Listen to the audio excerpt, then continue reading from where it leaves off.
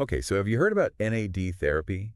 It's like the hot new thing in wellness. People are saying it can help with addiction and even make you look and feel younger. Is it legit? I don't know about all that, but we're diving deep today to figure out what NAD actually is, how this therapy works, and if those amazing claims actually hold any water. Yeah, it's interesting because it's not some new-fangled synthetic thing. We're talking about something that's already inside our bodies, NAD, which is short for nicotinamide adenine dinucleotide. Catchy, right? Totally. So what does NAD actually do in our bodies? Why is it so important? Okay, so picture this.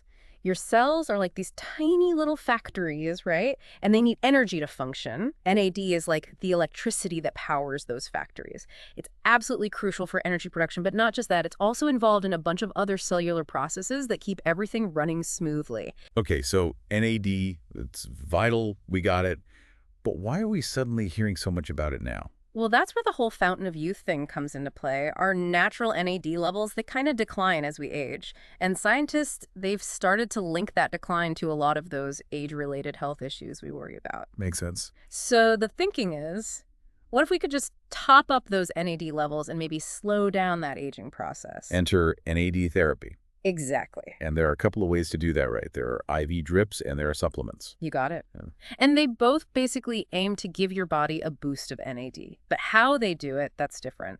The IV route, it's like the express lane. It bypasses your digestion and delivers the NAD straight into your bloodstream. What's that Oral mean? supplements, well, they have to go through that whole digestive process, which can make them less effective because not all of it actually gets absorbed. Yeah, I got to say, the idea of an IV drip pumping me full of vitamins, it sounds intense, like a spa day for your cells or something. Well, not quite a spa day. We're talking daily infusions, often for at least 10 days, sometimes even up to a whole month. And Yeah. it's not just pure NAD going in there. They usually mix it with a whole cocktail of other vitamins, like B vitamins for energy and vitamin C, for its antioxidant properties, kind of like a supercharged energy drink for your system. Okay, so maybe not a spa day, maybe more like boot camp for your cells.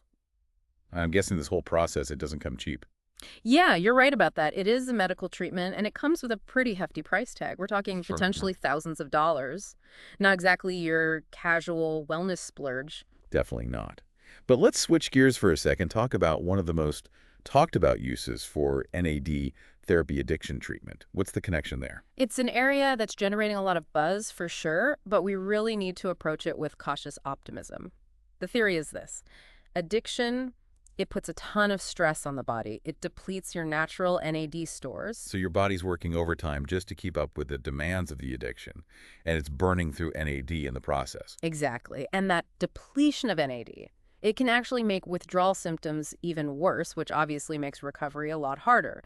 So the thinking is, if you can replenish those NAD levels, it might help ease those awful symptoms, those cravings, and give your body a better chance to reset and heal. Okay, so it's like giving your body a fighting chance to recover by restoring what's been lost. Right, like giving your body the support it needs to bounce back. It's like giving those little factories a power boost so they can start doing their jobs again. Yeah, exactly. And it's not even just about replacing what's been lost. It's also about how NAD interacts with other systems in the body to support recovery. Okay, break that down for me. So, you know how we were saying how important NAD is for our cells to make energy? Well, addiction really takes a toll on those cells, especially in the brain. Right. And that can lead to like fatigue and brain fog and difficulty thinking clearly, all things that make it even harder to recover. So your body's working overtime just to function. Yeah, basically. So by replenishing those NAD levels, the hope is that we're not just, addressing a deficiency, but we're actually giving those cells the energy they need to repair and function at their best. That's really interesting. It's like giving your brain a jump start too. Yeah. So what about all those other claims we hear about NAD therapy? Like the anti-aging benefits, the energy boosts, the mood improvements. Is there any truth to that, or is that all just hype? Well, it's a mixed bag for sure. This is where you got to think critically. So remember how NAD is involved in a whole bunch of cellular processes? Well, some researchers think that by boosting NAD levels, we could actually see some of those benefits you mentioned. You mean like more energy and sharper thinking because our cells and brain are working better? That's the idea. There's even a link between NAD and sirtuins. Sirtuins, what are those? They're basically like these little guardians that protect our cells and keep them running smoothly. Guardians of the cells. Sounds kind of sci-fi. I know, right? But it shows why there's so much excitement about NAD and its anti-aging potential. The theory is that when we boost NAD, we might be giving those sirtuins a boost too. And that could help protect our cells from damage and maybe even slow down aging. Okay, so I'm hearing potential, theoretical, could. Yeah. Seems like the science isn't quite there yet. Yeah, you're right. We need more research, especially large-scale, long-term studies to say for sure if those benefits actually hold up. And what about risks? Pumping ourselves full of vitamins sounds good in theory, but are there downsides? Especially with the IV route, it seems like a lot to inject directly into your system. Yeah, that's definitely a valid concern, and it's why it's so important to talk to your doctor before even thinking about NAD therapy. As for side effects, they're usually pretty mild, and they don't last long. You might get a headache, feel tired, maybe a little nauseous. Sometimes there's some tenderness where the IV needle goes in. Oh, so kind of like a really bad hangover. Yeah, kinda. But seriously, NAD therapy is still pretty new, so we don't have a ton of data on its long-term effects. That's something to keep in mind. It's a lot to think about. Potential benefits that sound almost too good to be true, the cost, the unknowns. It makes me a little uneasy if I'm being honest. And you should be. It's always smart to be a little skeptical of new treatments, especially ones with such big claims. Don't believe everything you read online or hear from someone trying to sell you something. Do your research, talk to your doctor, be cautious. Good advice for sure. Sure. But let's talk about the cost for a minute. This isn't exactly a treatment that everyone can afford, is it? Right. NAD therapy isn't FDA approved for most of the conditions it's used for, so insurance usually won't cover it. So Yes. people often have to pay for it out of pocket. And we're talking potentially thousands of dollars, sometimes even tens of thousands, depending on the treatment plan. That's a huge barrier for a lot of people. Yeah, it's a lot of money, Yeah. especially for something that might not even work or have lasting benefits. Exactly. It raises questions about, fairness and access. Who gets to benefit from these cutting-edge treatments and who gets left behind? It's an important conversation to be having. It really is. Yeah. So on the one hand, you have this molecule that's essential for life, and boosting it seems like it could do so much good. But on the other hand, you have the hype, the expense, and all these unknowns. And that's a thing, right? Weighing the potential benefits against the risks and costs. It's not easy, and what's right for one person might not be right for another.